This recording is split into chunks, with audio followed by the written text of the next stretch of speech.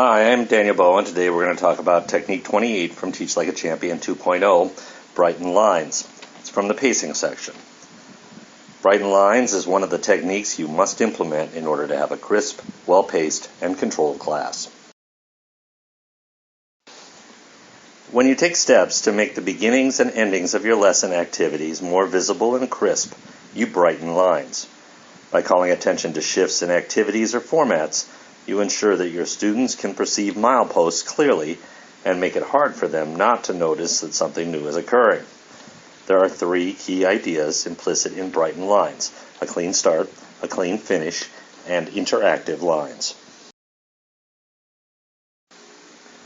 The skills implicit in pacing can be broken into two groups. The first involves varying the types of activities your students engage in during a lesson, the goal being to cause dynamic changes in student thinking and participation.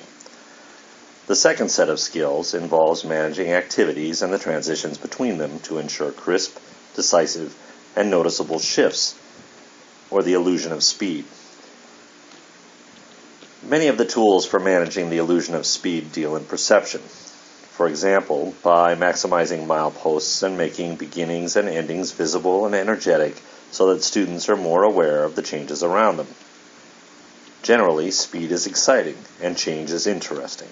As a student, it's engaging to feel as though you're moving, to see evidence of rapid progress, and to think that something new is just about to happen. Students feel as though they are moving when they see mileposts passing. Perhaps that's why Team Academy's Ryan Hill advises nothing for more than 10 minutes. Frequently changing activities creates more mileposts and the perception of speed. The first way to brighten lines is with the clean start, shifting from one activity to another on a cue. Starting everyone at the same time with a statement such as, "Okay, scholars, you have 3 minutes to write a response to this question. Ready? Go," has several advantages. First, making the beginning of an activity pop makes the activity itself feel a bit like a special event. It suggests that, as with a foot race, you are not allowed to start until the teacher tells you to. Otherwise, you might be tempted to race ahead and sneak in some extra writing. Not only does this implicitly frame the forthcoming activity positively, but it also causes everyone in the class to start exactly on cue. That half-second delay causes students to work more industriously once they are allowed to. Plus, students see all of their peers snap to it, normalizing the idea of snapping to it, and making productive use of time. In addition, you build a strong disincentive against malingering, gazing around the classroom and then gradually getting out a pencil and paper. If it's unclear whether everyone else has actually started something, there's an incentive to take your time so as to avoid being the outlier, the first to start, or to make the optimum decision from a social standpoint, experimenting with answers to the age-old question, what rate and degree of action will communicate maximum status to the cute girls, boys sitting next to me? If everyone begins on cue, there are no grounds for strategically managing the optimum starting point. Everyone else just started. Better catch up. Being able to end an activity reliably on cue is also a critical skill for several reasons, the most obvious being time management.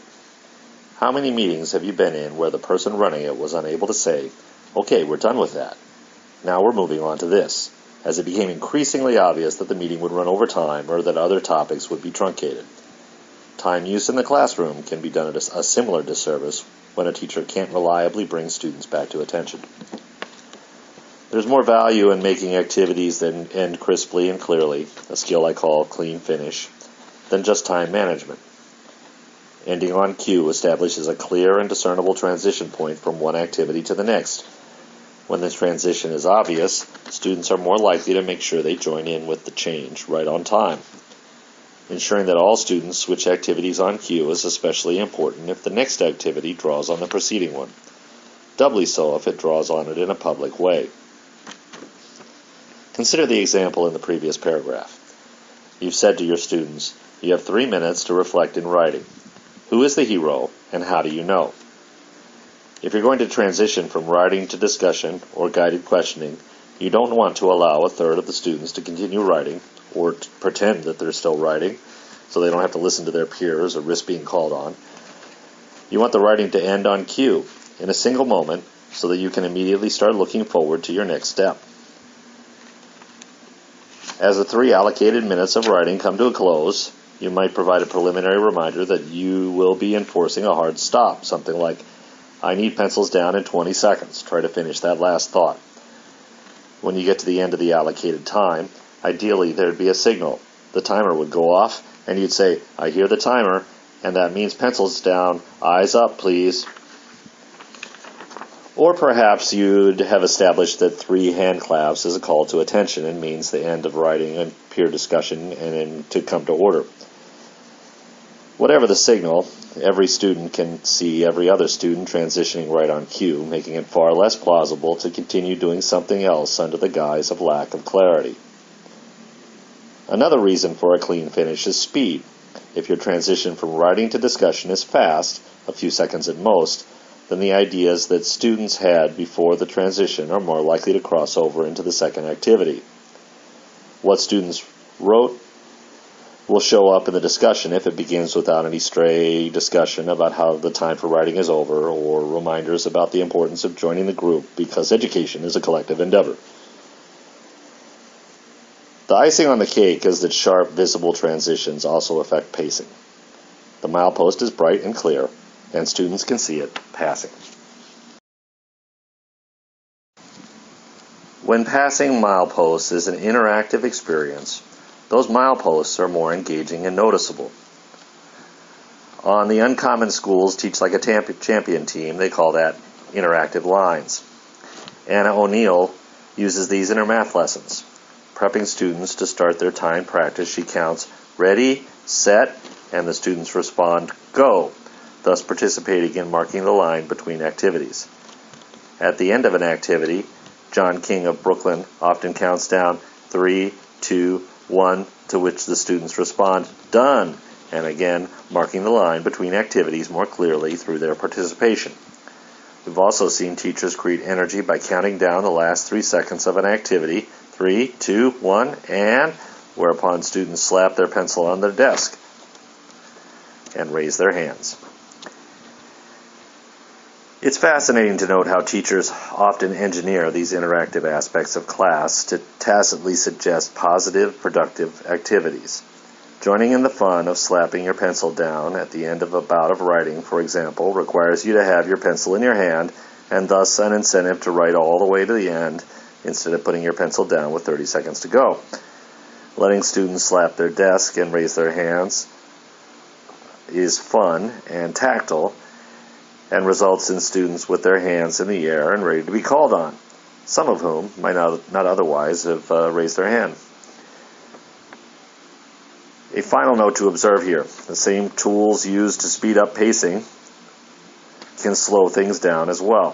For example, you might say to your class, quietly and with a slow and reflective tempo, in 30 seconds, your journal writing session will come to an end. At the beep, please close your journals and give me your eyes. Then you might let the timer beep for a few seconds or leave a silent pause of a few seconds and add, good, now we're ready to discuss. It's still a clean finish with interactive lines, but it establishes a slower pace and a quieter tone. In fact, you could argue that Brighten lines is most useful for this kind of slower, more thoughtful task, where stepping in to be more directive is also more disruptive to the quiet, reflective mood of the room. Crisp transitions are often more useful at exactly the time you would least expect them to be, and where their use is least intuitive. After this presentation is over, make sure you stick around for the montage of crisp starts and finishes in clip 24. Thank you for watching this presentation on Technique 28.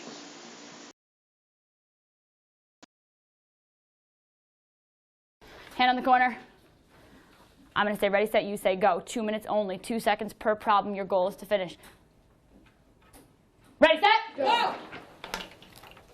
All right, excellent. Let's go ahead and get our math around in 5, 4, 3, 2, 1, and go. Ready, set, fast.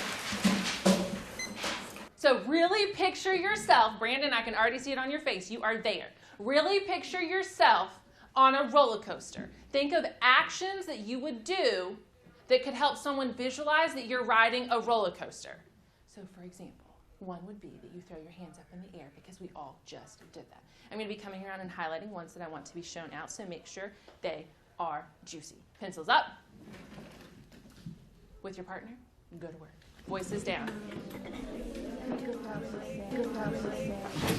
Are you ready? Yes. All right, let's see. Your fraction challenge question.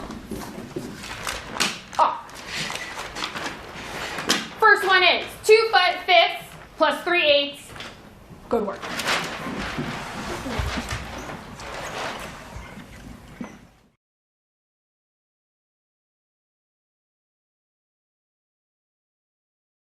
There it is, Prepsters, and there it goes. Looking for 100% Monets there. So is Jonathan and Jedzi. I have it here. I have it over here.